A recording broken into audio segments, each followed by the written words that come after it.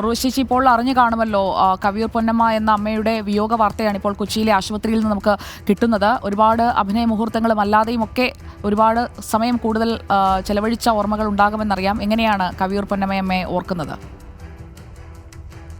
ഒത്തിരി ഒത്തിരി ദുഃഖമുണ്ട്. കാരണം ആ ഒരു എൻ്റെ അമ്മമാരായിട്ട് കൂടെ യഥാർത്ഥത്തിൽ അമ്മയെ പോലെ തന്നെ പെരുമാറിയിരുന്ന ആ ലിസ്റ്റിൽ അവസാനം അമ്മ മാത്രം ഉണ്ടായിരുന്നു.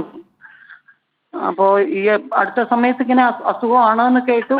വീട്ടിൽ നിന്ന് എൻ്റെ അമ്മയും ഒക്കെ വിളിച്ച വിശേഷങ്ങളൊക്കെ ചോദിച്ചിരുന്നു. അപ്പൊ ഇന്നലെയും ഇന്നുമായിട്ട് കലച്ചേച്ചി വിളിച്ച് പറഞ്ഞുകൊണ്ടിരുന്നു, ഒന്ന് പോകണം എറണാകുളത്ത്, അമ്മയെ ഒന്ന് കാണണം. എൻ്റെ ഇവിടുത്തെ ഈ ഷൂട്ടിങ്ങും അങ്ങനെ ചില പ്രശ്നങ്ങളായിട്ട് പോകാൻ പറ്റിയില്ല. ഇന്ന് അമ്മ സംഘടനയിൽ നിന്നും വിളിച്ച് വിവരം പറഞ്ഞു, അങ്ങനെയാണ് നമ്മുടെ സംഘടനയിൽ നിന്ന് ആൾക്കാർ പോയിട്ടുണ്ട്, പക്ഷെ ആശുപത്രിയിൽ നിന്ന് ഇങ്ങനെ നല്ല റിപ്പോർട്ടല്ല വരുന്നത്. ഒത്തിരി ഒത്തിരി സങ്കടമുണ്ട് കേട്ടോ, ഒരുപാട് സങ്കടമുണ്ട്.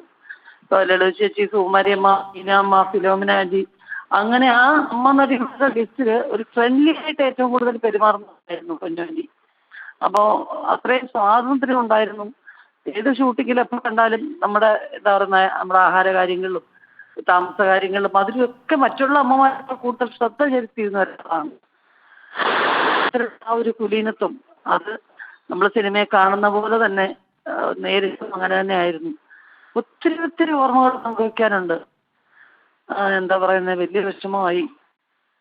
എന്താ പറയുന്ന ഒരു കാലഘട്ടം ഇല്ലാതാവുന്നു. എൻ്റെ അമ്മയ്ക്കൊക്കെ ഇത് കേട്ടാൽ വലിയ വിഷമമാവും. കാരണം എൻ്റെ അമ്മയോടൊക്കെ പേഴ്സണലായിട്ട് സ്ഥിരമായിട്ട് വീട്ടിൽ വരികയും എൻ്റെ അമ്മയുടെ വിശേഷങ്ങൾ അന്വേഷിക്കാൻ വീട്ടിൽ വരുന്നതിൽ ഒരാളായിരുന്നു. ഈ വാർത്ത എൻ്റെ അമ്മയെ ഞാനിപ്പം ഉടനെ അറിയിക്കില്ല, കാരണം അമ്മയ്ക്കൊക്കെ വയസ്സായിരിക്കില്ലേ. ചേച്ചിയുടെ വിയോഗം തന്നെ എൻ്റെ അമ്മയെ ഒരുപാട് വിഷമിപ്പിച്ചു.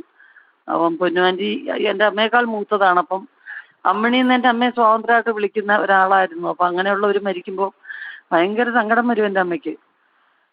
സങ്കടമുണ്ട്, ഒത്തിരി ഒത്തിരി സങ്കടമുണ്ട്. അതെ, മനസ്സിലാവുന്നുണ്ട്. ഇപ്പോൾ സുകുമാരി അമ്മയെക്കുറിച്ചായാലും നമ്മുടെ കവിയൂർ പൊന്നമ്മയെക്കുറിച്ചായാലും ഒക്കെ ഇപ്പോൾ വിളിച്ചത് തന്നെ ഞാൻ കേട്ടു, പൊന്നു ആൻറ്റി എന്നാണ് സംസാരിക്കുന്നതിനിടയിൽ.